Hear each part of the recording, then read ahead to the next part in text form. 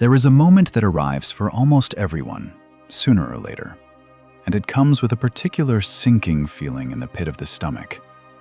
It is the moment when something is placed in front of you that feels far too big for you. Maybe it is a new role you have been handed, a responsibility you did not ask for, a door that is opened, a season you did not see coming, or a quiet sense that God may be nudging you towards something that feels enormous. And in that moment, before you have even taken a step, a voice rises up inside you, fast and certain, and it says, "Who do you think you are? You cannot do this. You are not qualified. You are not enough.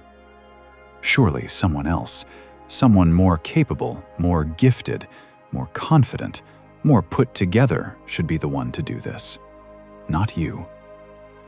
And so you stand frozen at the edge of the thing, sure you are about to be exposed as the inadequate, ordinary person you secretly believe yourself to be. If that is where you are tonight, standing at the foot of something that feels far bigger than you, with that old whisper telling you that you are too small, too plain, too unqualified, not nearly enough for whatever is in front of you, then I want you to stay here with me for a little while, because there is a word for you, an old and steadying word that does not depend on you suddenly becoming impressive. It is a word about a God who has always deliberately delighted to use the ones who felt exactly as inadequate as you feel right now. So take a breath, and let me speak to the one who is sure they are not enough for what they have been given. And let me say at the start what this hour is not. It is not a pep talk that tries to convince you that you are secretly amazing, that deep down you have always had what it takes, that you simply need to believe in yourself a little harder. That kind of encouragement is thin, and it tends to collapse the moment real difficulty arrives, because it rests on you, and you already know your own limits too well to be fooled by it for long. No, this is something sturdier and stranger and far more hopeful. It is not the news that you are enough. It is the news that you do not have to be, because the God who calls you is, and He is always delighted to pour His more than enough through people who knew they were not. So if you are tired of being told to simply be more confident, stay with me, because there is a deeper and truer comfort here. One that does not depend on you pretending to be something you are not. Let me begin by naming the feeling honestly, because it is real, and it deserves to be understood rather than simply scolded away. It is the feeling of standing before a task and knowing, in your bones, that it is bigger than you are. Perhaps you have been made responsible for something, a job, a family, a ministry, a crisis, a person who needs you, and the weight of it makes you feel like a child wearing clothes far too large. Everyone seems to assume you can handle it, and you smile and nod, while inside a voice insists that you are in over your head, that you do not have what this requires, that any moment now, everyone will see that you are not equal to it. And the bigger the thing, the louder that voice becomes. A small task you can manage, but the moment something truly weighty is placed before you, something where real consequences hang on whether you succeed or fail, the voice rises to a roar. It tells you to look at the size of it, and then to look at the smallness of yourself, and to draw the obvious, crushing conclusion. It points to the gap between what the task demands and what you believe you possess, and it insists that the gap is unbridgeable, that you are simply, fundamentally, not enough to cross it. And the terrible thing is how reasonable it sounds. It is not lying about the size of the task. The task really may be bigger than you. Its lie is in the conclusion it draws, that because the task is bigger than you, it must therefore be impossible. as though your own resources were the only ones available. But they are not. And that single false assumption that it all rests on what you alone can bring is the root from which nearly all of this fear grows. It is the question that haunts the inadequate. Who am I? Who am I to lead this, to carry this, to speak into this, to be trusted with this? You look at yourself and you see someone ordinary, unremarkable, lacking the gifts and the confidence and the credentials that surely this calls for. You see your limitations far more clearly than your strengths. You think of all the reasons you are the wrong person, and the list comes easily, because you have rehearsed it for years. It is a strange thing how fluent we become in our own inadequacy. Ask a person to list their strengths, and they will hesitate, stumble, grow uncomfortable. Ask them to list the reasons they are not enough, and the words pour out, polished and ready, because they have repeated them to themselves 10,000 times. You can recite your shortcomings like a creed. You know, by heart, every way in which you fall short, every past failure that seems to prove it, every comparison that confirms it. And the cruelty of that fluency is that it feels like honesty, like simply seeing yourself clearly.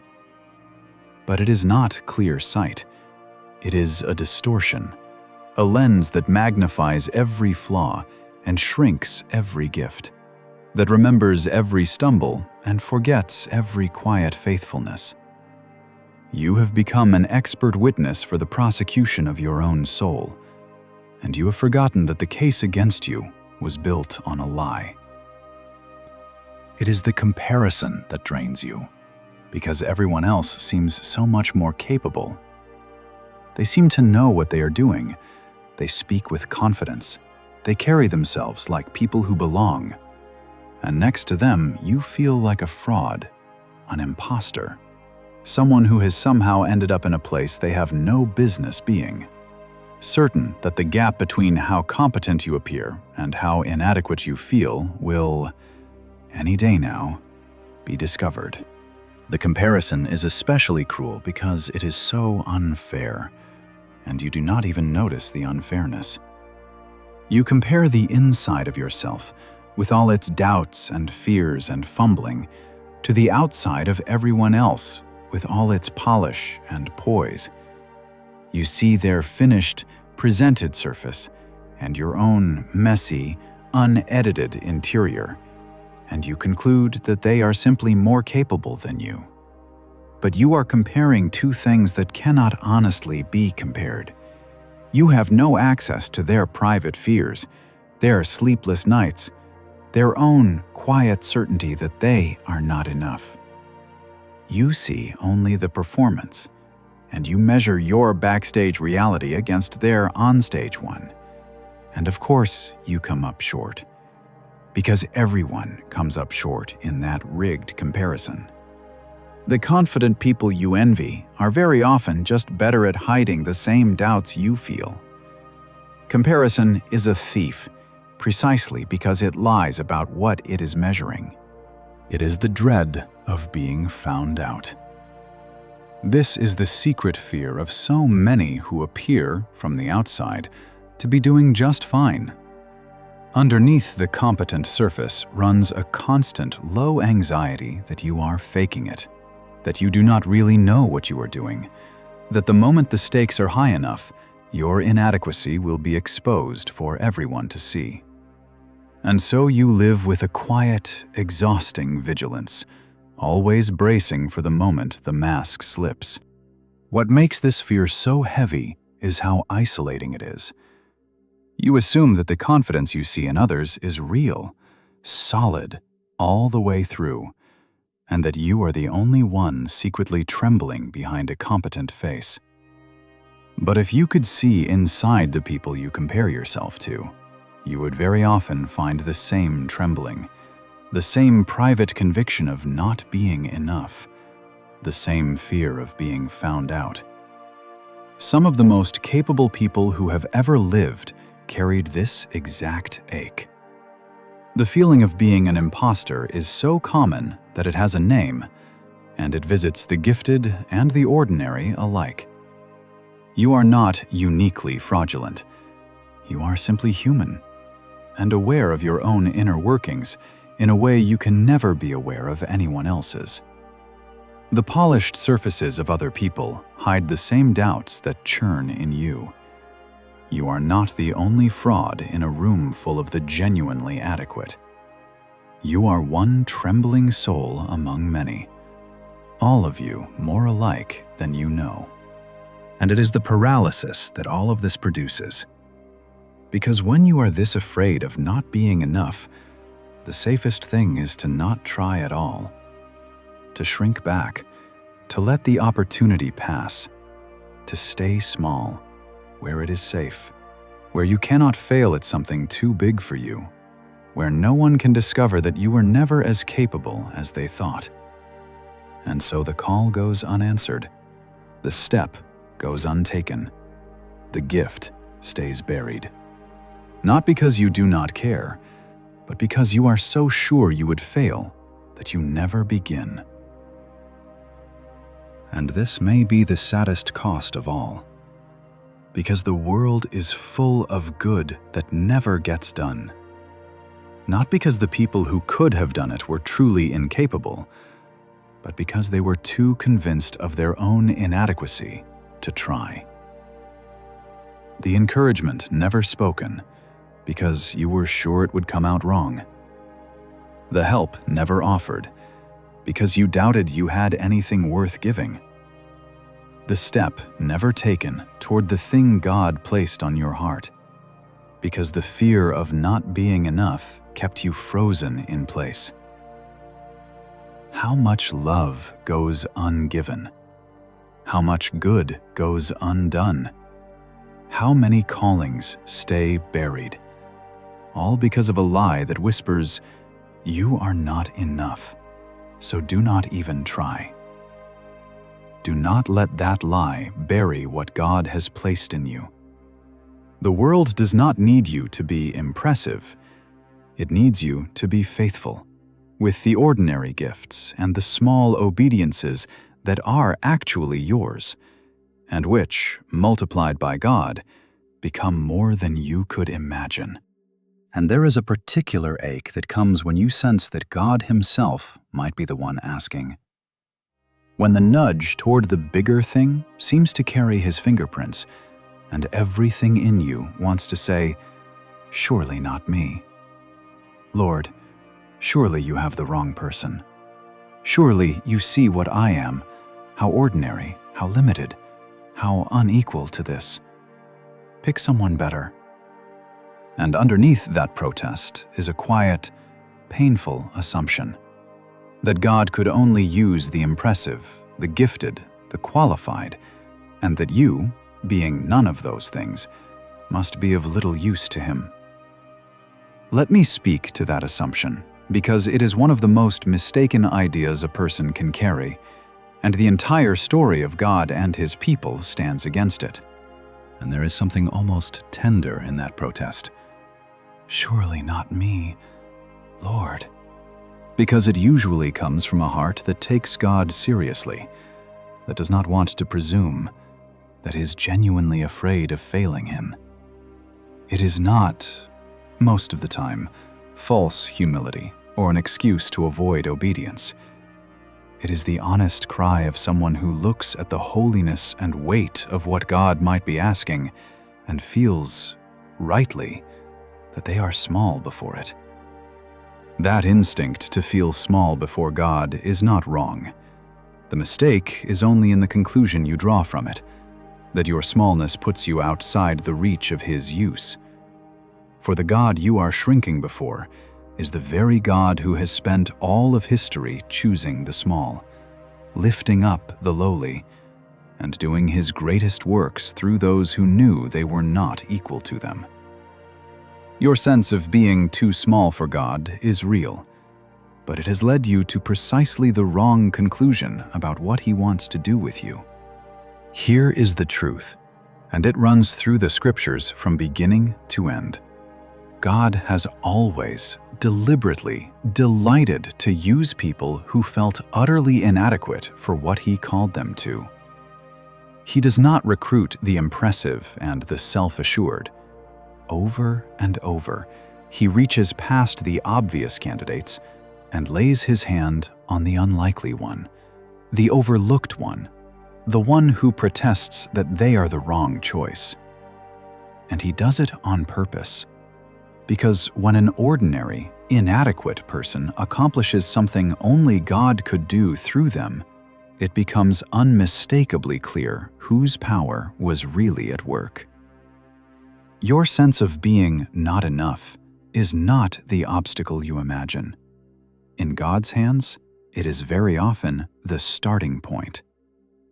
Let me show you some of the people He has used, because you are in their company. And what He did through them, He is ready to do through you. Watch for one thing as I tell you their stories. In each case, the person's sense of being inadequate was not a barrier God had to overcome before He could use them. It was woven right into how He used them. He did not wait for them to feel qualified. He met them in their fear and their smallness and worked precisely there. Esther never stopped being afraid. Solomon never pretended to be wise on his own. Carey never became impressive by the world's measure. God used them as they were, trembling and ordinary and dependent. And that is the deepest encouragement of all, because it means you do not have to wait to become someone else before God can use you. He can use the very person you are tonight, with all the inadequacy you feel, if you will simply make that person available to Him. There was a young woman named Esther, and almost everything about her marked her as an unlikely choice for greatness. She was an orphan, raised by her cousin. She was an exile, a member of a scattered and vulnerable people living in a foreign empire. She had no power, no army, no standing of her own. And through a strange turn of events, this orphaned exile became the queen of that empire. But her story did not become great because she felt qualified. It became great in a moment of terror. For word came that her entire people had been marked for destruction, a decree of death hanging over every one of them. And it became clear that the only person positioned to intervene, the only one with any access to the king who could stop it, was her. And here is what I want you to see. Esther was afraid. She did not square her shoulders and stride boldly forward, certain of herself. When her cousin Mordecai urged her to go to the king and plead for her people, she hesitated, and she had good reason to. To approach the king uninvited could mean immediate death. That was the law. She was being asked to risk her life on the slim hope that the king would receive her. And she said so. She named the danger. She was, by any honest measure, terrified and feeling utterly inadequate to a task that could cost her everything. And I want to pause on her fear, because we so often picture the heroes of these old stories as people of a different make than ourselves, carved from some braver, stronger material. But Esther was not. She was a young woman who had already lost her parents, who had been swept up into circumstances she did not choose, who now found the survival of her entire people resting on whether she would walk into a room where walking in uninvited could mean death. Her hesitation was not weakness. It was the perfectly sane response of a human being to something terrifying. If you have ever felt the weight of a thing too big settle onto your shoulders and felt your courage drain away, you have stood where Esther stood. She was not a different kind of person than you. She was exactly your kind of person, afraid and unsure. And that is precisely why her story is for you. And then Mordecai sent her words that have echoed down through the centuries. He said, "Who knoweth whether thou art come to the kingdom for such a time as this?" Do you hear what he was saying to her? Esther, what if this is not an accident? What if all of it, the strange path that took an orphaned exile to a throne, was preparing you for exactly this moment? What if you were placed precisely here, precisely now, not because you are the most qualified, but because God positioned you, on purpose, for such a time as this? The question was not, "Esther, are you impressive enough for this?" The question was, has God placed you here for a reason? And that question changes the ground you stand on entirely. As long as you are asking, am I good enough? Am I qualified enough? Am I impressive enough? You will always come up short. Because the honest answer is usually no. None of us are enough on our own. But that was never the right question. The right question is the one Mordecai pressed upon Esther. Has God placed you here, on purpose, for this? Because if He has, then your adequacy is not the issue. His purpose is. The God who positioned you did not make a mistake in choosing someone who feels too small. He chose you knowing exactly how small you feel. And He chose you anyway, on purpose, for such a time as this. Stop interrogating your qualifications and start trusting His placement. He does not put people where He has no intention of sustaining them. And Esther, still afraid, made her choice. She did not wait until the fear was gone, because it never left. She gathered her people to pray and to fast, and then she said the words that reveal what real courage actually is. She said, "I will go in unto the king, which is not according to the law. And if I perish, I perish." She walked straight into the thing that terrified her, not because she had stopped being afraid, but because she had decided that obedience mattered more than her fear. And God used that frightened, unlikely, orphaned exile to save an entire people from destruction. Not because she felt enough, because she was willing to step forward, afraid, into the place where God had positioned her. Hear what that means for you. Courage is not the absence of fear. It is obedience in the presence of fear. You do not have to wait until you feel qualified and confident, because you may wait forever. The question is not whether you feel adequate. The question is whether God has placed you here, in this role, this season, this responsibility, for such a time as this. And if He has, then your inadequacy is not the deciding factor. His positioning of you is.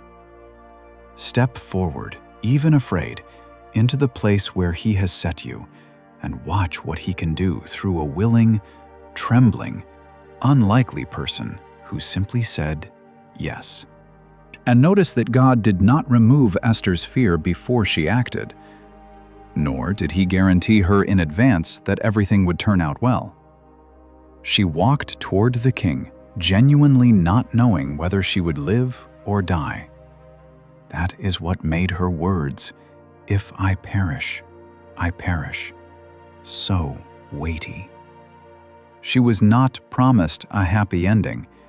She was simply convinced that obedience was right, and that she had been placed there for a reason. And she chose to act on that conviction, even with the outcome unknown. This is important, because we often tell ourselves that we would step out if only God would first guarantee the result. But that is not faith. That is the demand for certainty. Real faith steps forward into the unknown, trusting not the outcome, but the one who positioned us, willing to obey even when we cannot see how it will end. Esther did not need to know she would succeed. She only needed to know she was where God had placed her, and that obedience was hers to give. The results she left in hands wiser and stronger than her own. And if these words are reaching something in you, you might write one word in the comments, simply the word willing, as a quiet way of saying, Lord, I am afraid and I feel small, but I am willing.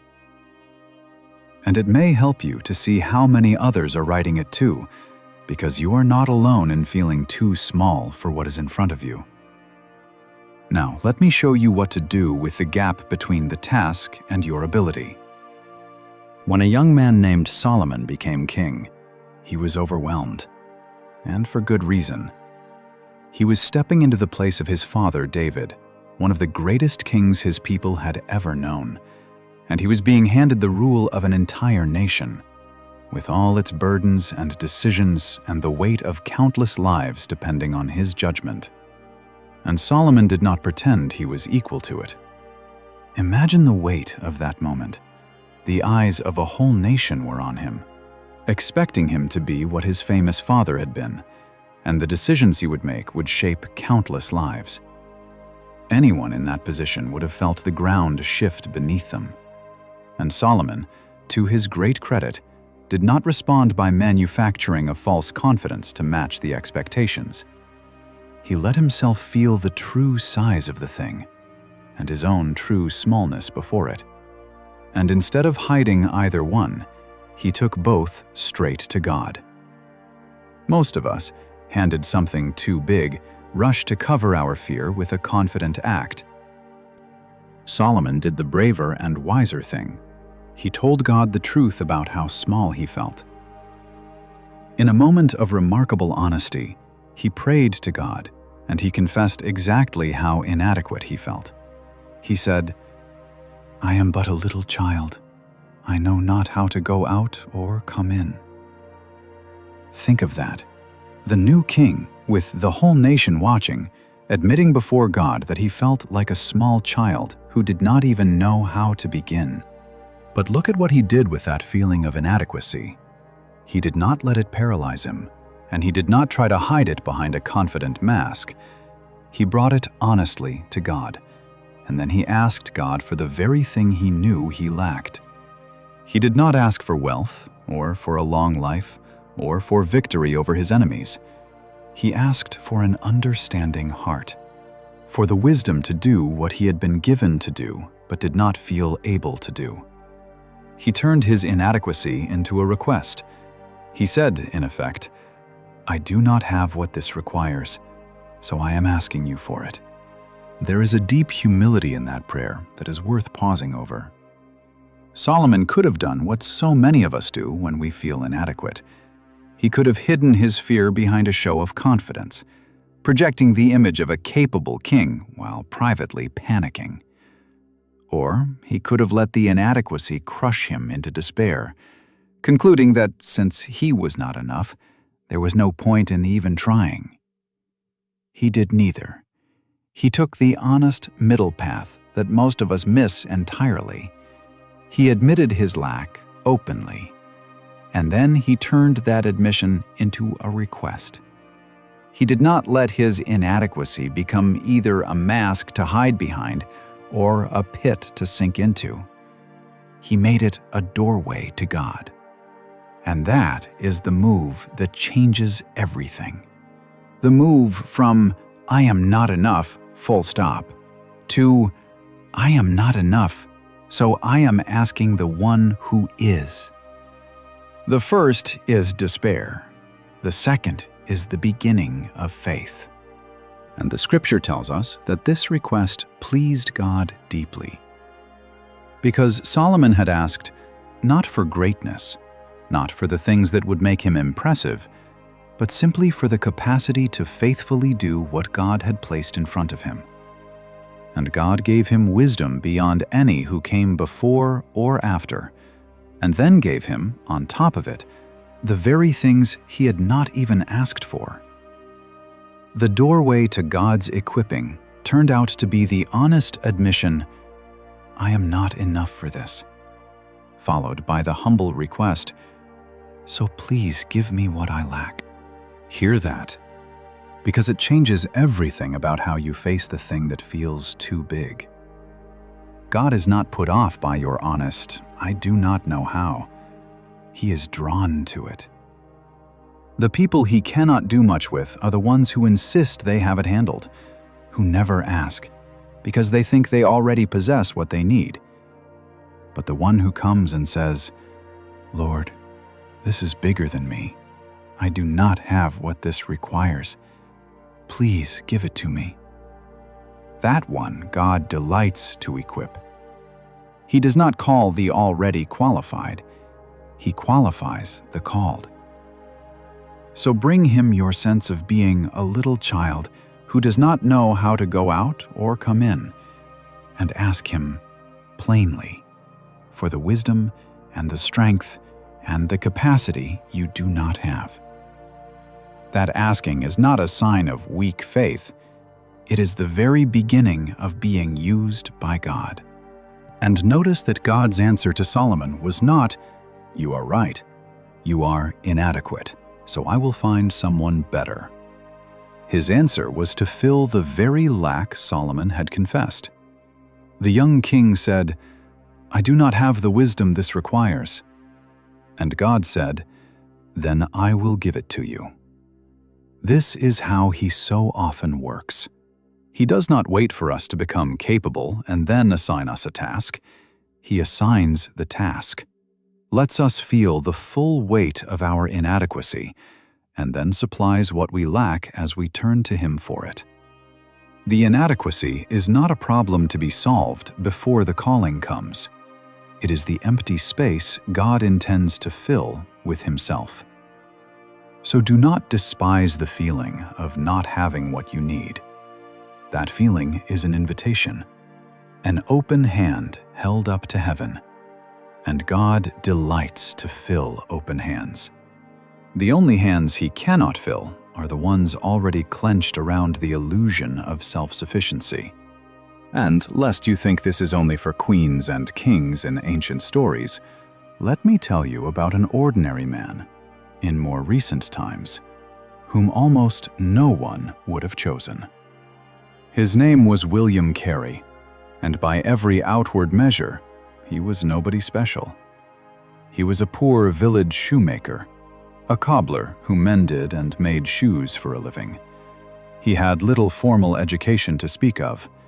He came from a humble, working family, with no wealth, no standing, no influential connections, nothing that would mark him as a person destined to change the world.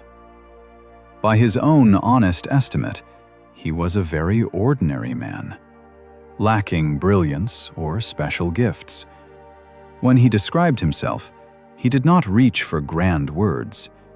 He simply said, "I can plod." That was his self-assessment. Not, "I am brilliant." Not, "I am gifted."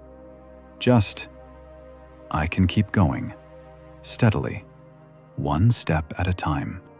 Sit with that for a moment, because it is a stunning thing. The man who would come to be called the father of the modern missionary movement, whose work would touch millions and reshape the spread of the faith across the world, described his own gifting in two small words: "I can plod." He did not see himself as a great man. He saw himself as a stubborn, ordinary one who could keep putting one foot in front of the other and refuse to quit. And it turns out that this is a kind of gift God can use enormously: the plain, unglamorous gift of faithful persistence, of showing up again and again, of not giving up when results are slow and the work is hard. We tend to think God needs the spectacular, the brilliant, the charismatic, the obviously gifted. But again and again, he accomplishes his greatest works through ordinary people whose chief qualification is simply that they would not stop. If all you have to offer is that you can plod, that you can keep showing up and keep depending on God, then you have offered him something he has used to change the world. But this ordinary cobbler came to believe that the good news of God was meant for people across the world who had never heard it, and that someone ought to go and bring it to them. And when he dared to suggest this to the ministers around him, he was not encouraged. He was rebuked. One older, respected minister told him, in effect, to sit down, young man, that if God wanted to reach those distant peoples, he would do it without the help of an unqualified cobbler like him. Everything about Carey's situation said the same thing. You are not the man for this. No education, no money, no standing, no precedent. He was, by every reasonable measure, profoundly unqualified. And yet he could not let go of it. So this ordinary shoemaker began, over his cobbler's bench, to teach himself the languages he would need. He studied while he worked, and then, against the discouragement of nearly everyone, he went, carrying the good news to a distant land. And here I must be honest with you, because his story is not a tidy tale of instant success. It was brutally hard. For year after year, he labored without a single person turning to faith. His young son died. His wife's mind broke under the strain, and she suffered terribly. He was struck by illness and crushed by discouragement so deep that he said his own mind felt almost dried up. If anyone had grounds to conclude that an unqualified man had taken on something too big for him, it was Carey, in those bleak and barren years. And I do not want to rush past those years, because they are where the real lesson lives. It would be easy to tell Carey's story as though the hardship were just a brief prelude to triumph, a dark chapter quickly turned. But it was not brief. It was long and grinding, and full of genuine loss that was never undone. The child he buried stayed buried. The wife whose mind broke did not simply recover. The barren years were really barren, with no comforting glimpse of the fruit that would come long after. And through all of it, Carey had no guarantee that any of his labor would ever amount to anything. He simply kept going, in the dark, on nothing but his conviction that God had called him and his stubborn willingness to plod. That is what faithfulness often actually looks like. Not a hero striding from victory to victory, but an ordinary, grieving, discouraged person who keeps showing up, day after unremarkable day, trusting a God they cannot see and clinging to a calling whose fruit they may never live to enjoy. If your own faithfulness feels like that right now, hidden, hard, and seemingly fruitless, you are not failing. You may be exactly where Carey was, in the long, dark middle of a story whose end belongs to God. But he plodded. He kept going, steadily, one step at a time, depending not on his own adequacy, which he knew was nothing, but on the God who had called him. And that ordinary, unqualified, plodding cobbler ended up translating the scriptures into dozens of languages, opening the written word of God to multitudes who had never had it, and he is remembered today as the father of the modern missionary movement. And here is the most beautiful part. Near the end of his life, he did not want people to speak of him at all. He wanted them to speak of his God. He knew, better than anyone, that the great things accomplished through him had never been about his own ability. They had been about what God can do through an ordinary, available, plodding person who simply keeps showing up. That dying wish of his says everything. Here was a man the world wanted to honor, and his one request was that the honor go elsewhere, to God. It was not false modesty. It was the simple, settled truth of a man who had watched, for decades, what God could do through someone with nothing much to offer but willingness. He knew, better than his admirers ever could, that the cobbler had not done these things. God had done them, through the cobbler. And that is the testimony of nearly everyone God has ever used greatly. They do not end their lives boasting of their own adequacy.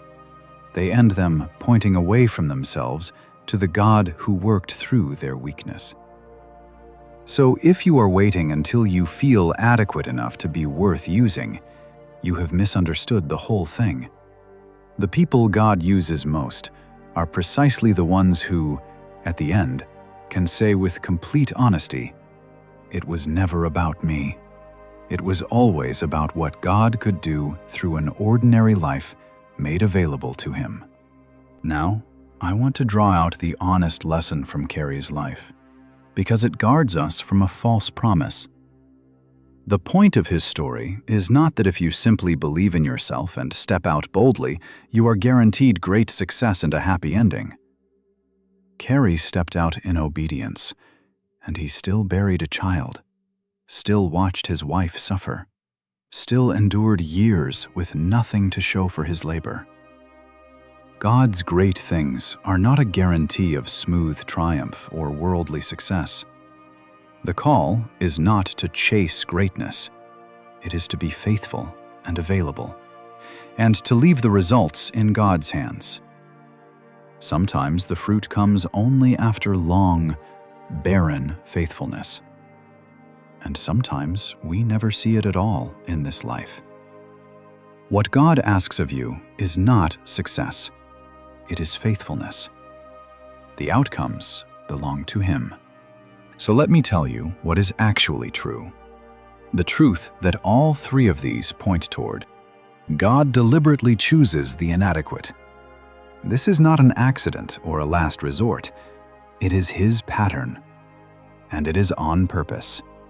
He reaches past the impressive and lays His hand on the unlikely, the ordinary, the ones who feel least equal to the task, precisely so that when something only He could do gets accomplished through them, no one can mistake it for mere human ability. If God only ever used the brilliant and the qualified, we might conclude that the brilliance did it. But when He uses a frightened orphan, a young man who feels like a child, a plodding cobbler, the glory goes where it belongs, to Him.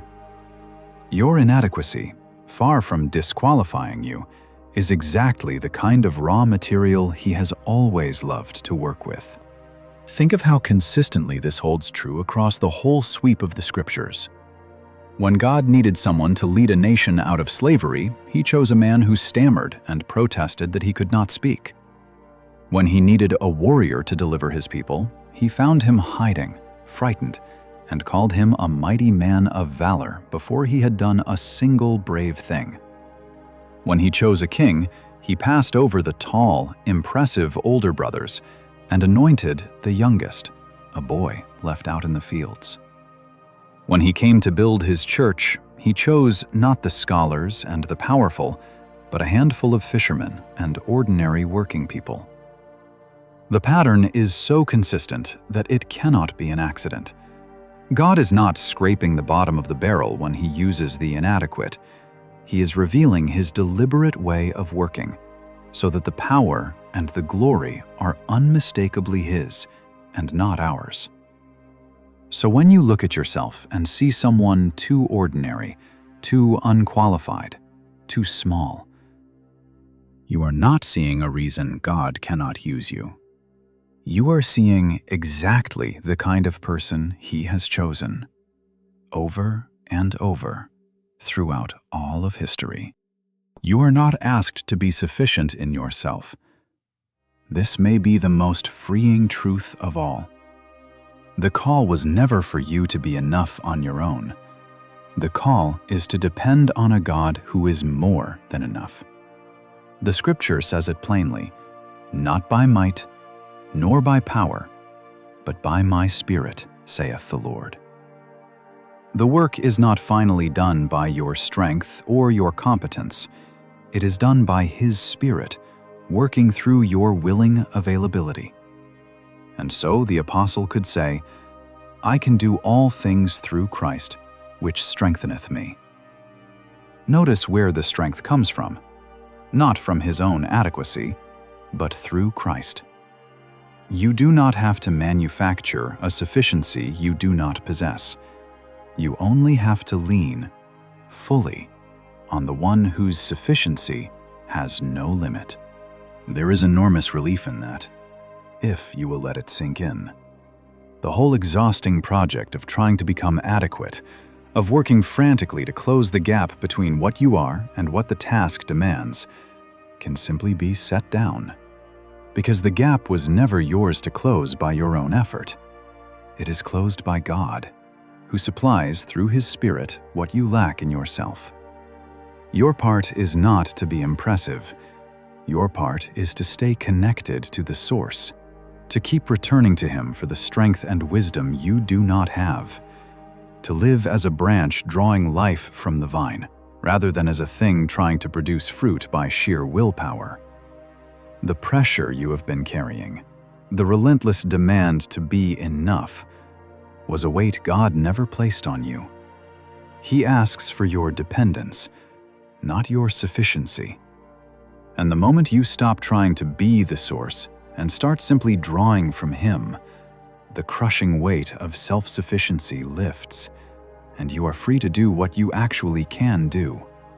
Show up, depend, and let His strength flow through your weakness. Feeling inadequate is actually a healthy place to begin. The people most dangerous to themselves and others are often the ones brimming with self-confidence, certain they have everything handled. Depending on no one.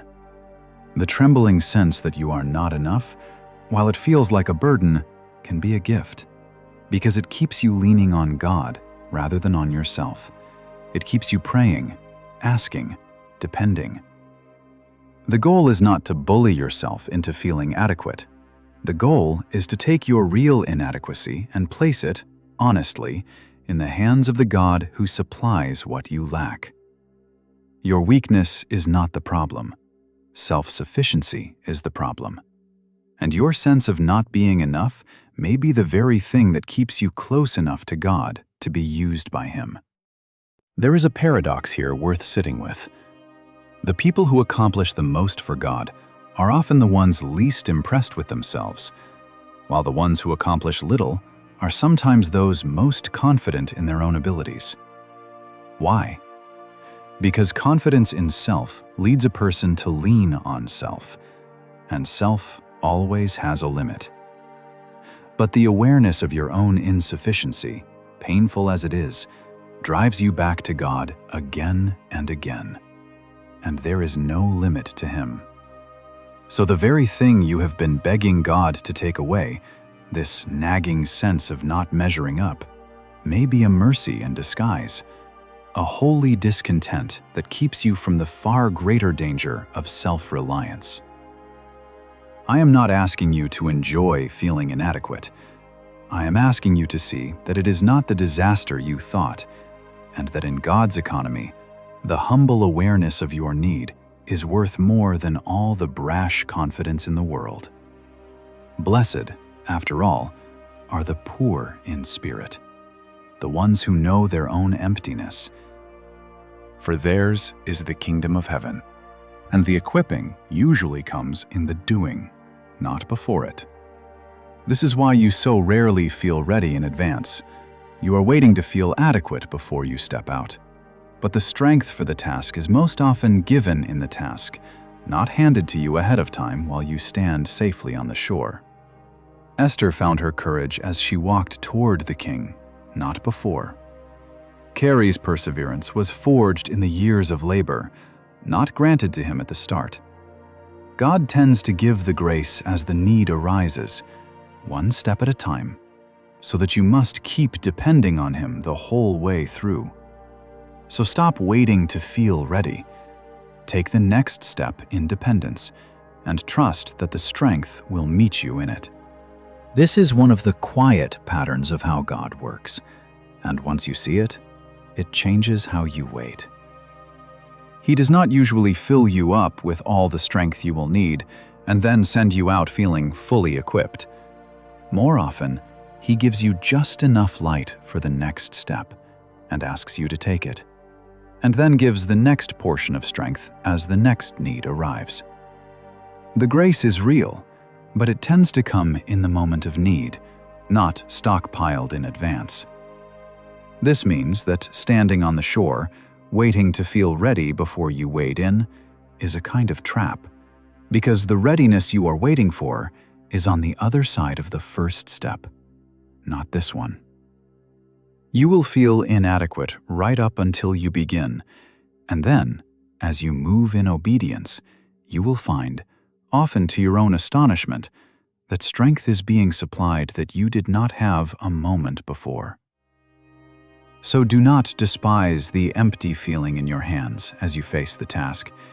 It is not a sign that God will not provide.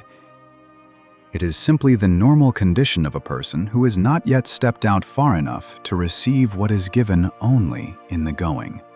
Now let me name the lies that the feeling of inadequacy has been telling you, and answer each one. The first lie is that because you are not qualified or impressive enough, God cannot use you. But you have just seen that the opposite is true. God specializes in using the unqualified. It is His signature move, woven through the whole of Scripture. The orphan, the little child, the cobbler, your lack of credentials, your ordinariness, your sense of not being enough, none of these disqualify you. If anything, they place you exactly in the long line of unlikely people God has loved to work through. He is not looking for the impressive. He is looking for the available. Your inadequacy is not a closed door. In His hands, it has always been an open one. And think about why this must be so. If God only used the qualified, the gifted, the impressive, then His kingdom would be built by human talent, and the credit would go to human beings. But God is not in the business of showcasing human ability. He is in the business of revealing His own glory and grace. And the surest way to make it unmistakable that a work is His and not ours is to accomplish it through someone who plainly could not have done it alone. The weakness of the instrument magnifies the strength of the one who wields it. So your inadequacy, rather than being the thing that keeps God at a distance, is actually the very thing that displays Him most clearly when He works through you. Every time He uses someone who knows they are not enough, He is putting His own sufficiency on display. You are not too weak for that. You are perfectly suited to it. The second lie is that everyone else is more capable, and surely God wants someone better than you. But God did not call the more capable people to your place. He called you. He positioned you, deliberately, for your particular such a time as this, in your particular role, with your particular people who need exactly what He wants to do through you. He does not make mistakes about whom He sets where. The comparison that drains you is a distraction, because the others were never assigned your task. You were. Stop measuring yourself against people God called to a different place, and attend to the place where He has, on purpose, put you. And consider this: the very capable people you envy may not be able to reach the people you can reach, or stand in the place you can stand, or understand the ones you understand. God positions each of His people with particular care, weaving together their history, their wounds, their personality, their location, their relationships, to fit them for a work that no one else is positioned to do in quite the same way. The mother who feels unqualified is positioned beside her child as no expert ever could be. The friend who feels they have nothing to offer is positioned in a friendship no professional could replicate. The ordinary person at their ordinary job is positioned among coworkers a famous figure will never meet. Your particular placement is not random, and it is not a consolation prize for not being more impressive. It is a deliberate assignment. And the very things that make you feel ordinary may be the things that make you exactly right for the people and the place God has set before you. The third lie is that you must feel ready and confident before you can step forward. But almost no one God has ever used felt ready. Esther was terrified. Solomon felt like a child. Carey was discouraged to the point of feeling dried up. Readiness, as you imagine it, is a feeling that rarely arrives before the step is taken. Courage is not waiting for the fear to vanish. It is moving forward while the fear is still present, because you trust the one who placed you there. If you wait to feel ready, you will wait forever. Step forward afraid, and let the readiness be forged in the going. We have the order backwards in our minds. We imagine that confidence comes first, and then action follows, that we will feel ready, and then we will step out. But in real life, it almost always runs the other way. The action comes first, taken in fear, and the confidence is born afterward, as a fruit of having done the thing we were sure we could not do. You do not think your way into courage. You act your way into it. Every brave person you have ever admired was, at some point, simply a frightened person who moved forward anyway, and discovered their courage on the far side of the action.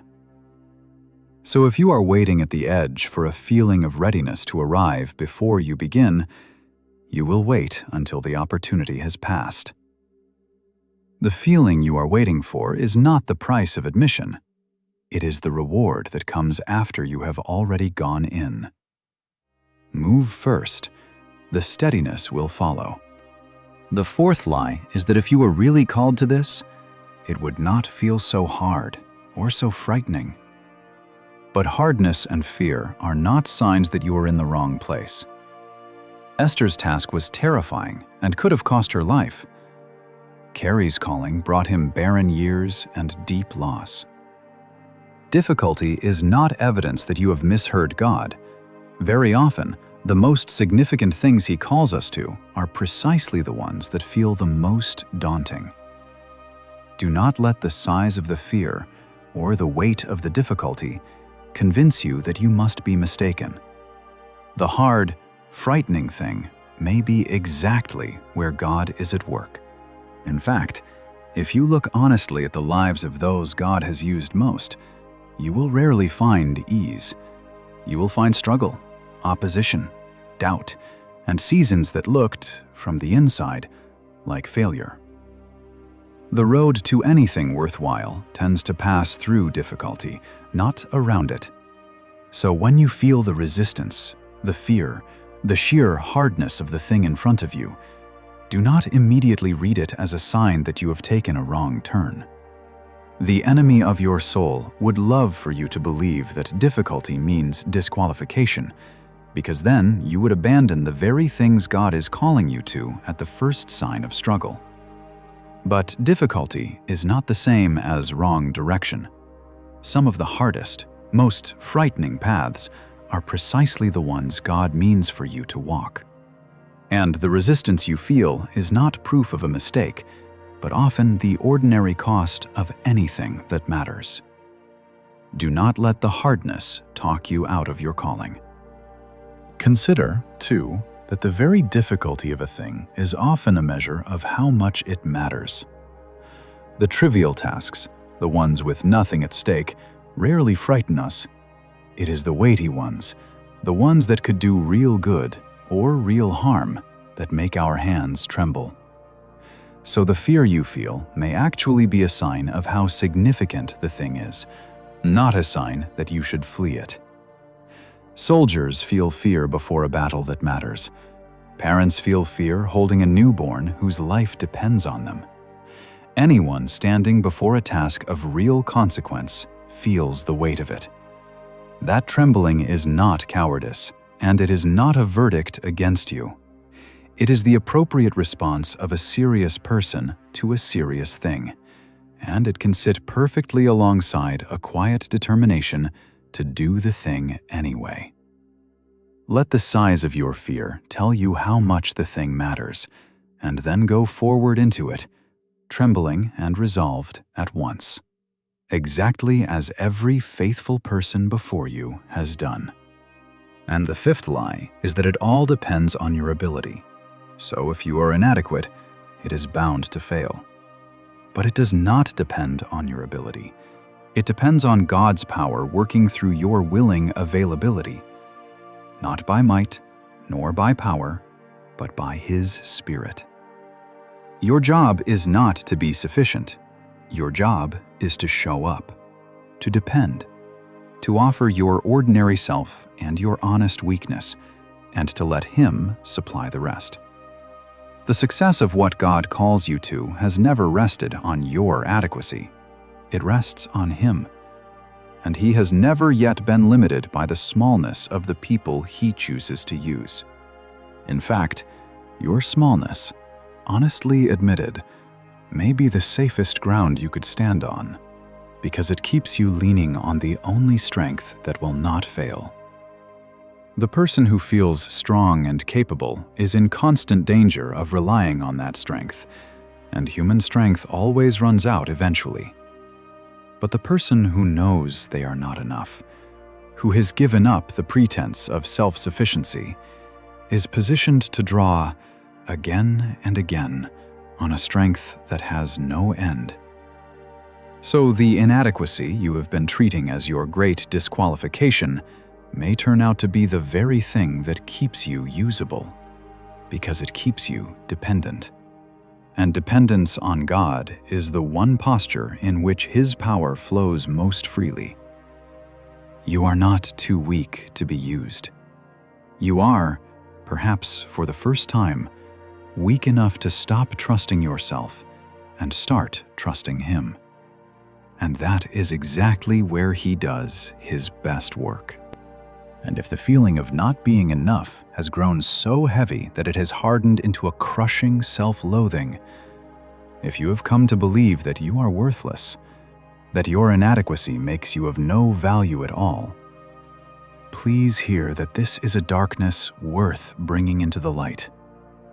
Do not carry that alone. Reach out to someone you trust, a friend, a pastor, a counselor, and let them speak truth over the lie. You are not worthless. You are a person God deliberately chose, deliberately loves, and deliberately wants to use. And if the weight has become too much to bear by yourself, reaching for help is not one more failure. It is a wise and faithful step toward the light. And let me say this as plainly as I can, because the lie of worthlessness is a heavy and dangerous one. Your value does not rise and fall with your competence. You are not worth more on the days you perform well, and less on the days you fall short. Your worth was settled long before you did anything at all. Settled by a God who made you, knows you, and calls you His own. You are loved not because you are useful, but because you are His. And nothing you fail at, and no inadequacy you carry, can lower a worth that was never based on your achievement in the first place. So when the voice says you are nothing, that your smallness makes you worthless, recognize it as the lie it is, and bring it into the light where it cannot survive. You are precious to God, fully and unchangeably, and no failure can touch that. So what do you actually do when you feel too small for what is in front of you? A few simple things. Bring your honest "I cannot" to God and ask Him for what you lack. Do not pretend to a confidence you do not feel, and do not let your inadequacy paralyze you into silence. Do what Solomon did. Say it plainly. Lord, I am a little child in this. I do not know how to go out or come in. This is bigger than me. And then ask Him specifically for the wisdom, the strength, the courage, the capacity you do not possess. That honest asking is the doorway to His equipping. And do not be afraid to ask repeatedly, daily, as often as the need returns. This is not a one-time transaction, a single prayer that settles the matter forever. It is a continual leaning, a returning to God morning by morning for the fresh supply that morning requires. You will feel your inadequacy again tomorrow, and tomorrow you may bring it again, and ask again, and receive again. There is no shame in needing God repeatedly. That is simply what it means to be a creature dependent on the Creator. The goal was never to reach a point where you no longer need to ask.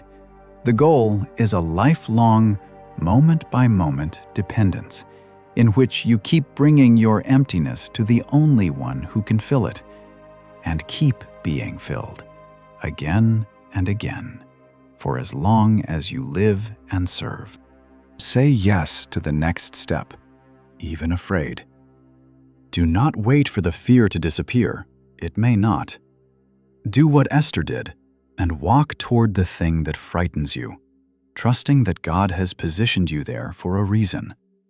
Courage is obedience in the presence of fear, and it is built one frightened step at a time. And start small if you must. You do not have to leap to the end of the whole daunting thing all at once. You only have to take the one next step that is in front of you today. The single act of obedience that is actually yours to make right now. Make that one phone call. Say that one yes. Begin that one small thing you have been avoiding because the whole of it terrifies you. Courage is not built by staring at the enormous finished task until you feel brave enough for all of it. It is built by taking the next small, frightened step, and then discovering you are still standing, and then taking the one after that. Esther's great act of courage was, at bottom, simply putting one foot in front of the other toward a door. You can do that. Not the whole journey at once, just the next step. Afraid. Trusting the God who placed you here. Stop comparing yourself to the more impressive, and depend on God's strength rather than your own. The others were not called to your place. You were. And the task was never meant to rest on your ability, but on His power working through you. Lean the whole way on the truth that you can do all things, not in yourself, but through Christ who strengthens you.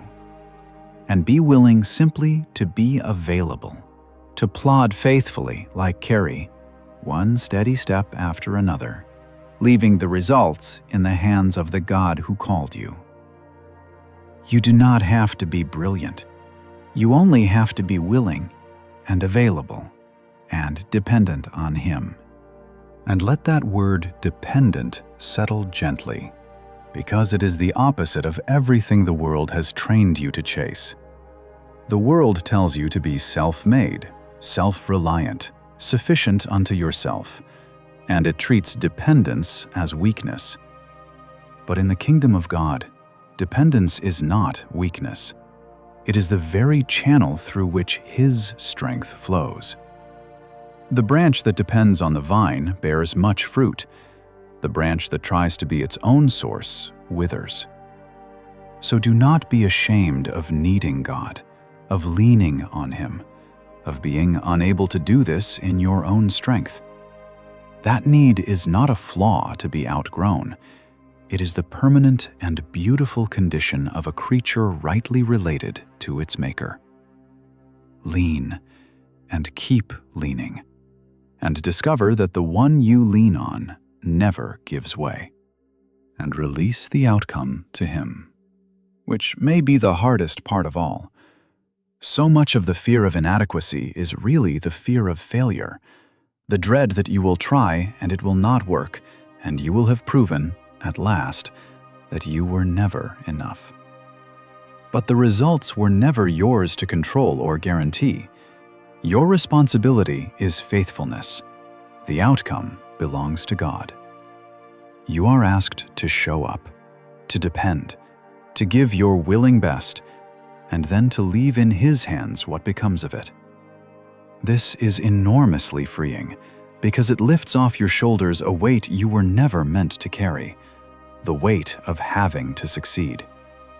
You do not have to succeed. You have to be faithful. Whether the seed you plant grows quickly or slowly, or seems not to grow at all in your lifetime, is God's concern, not yours.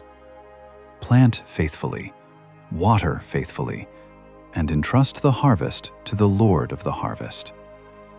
The freedom to fail, held inside the faithfulness to try, is one of the great gifts of trusting a sovereign God. Let me leave you with this, and then I will let you go gently. Imagine an ordinary reed growing by the edge of a river. It is plain and hollow and unremarkable. Exactly the kind of thing your eye would pass over without a second glance. By itself, that reed can make no music at all. It is empty.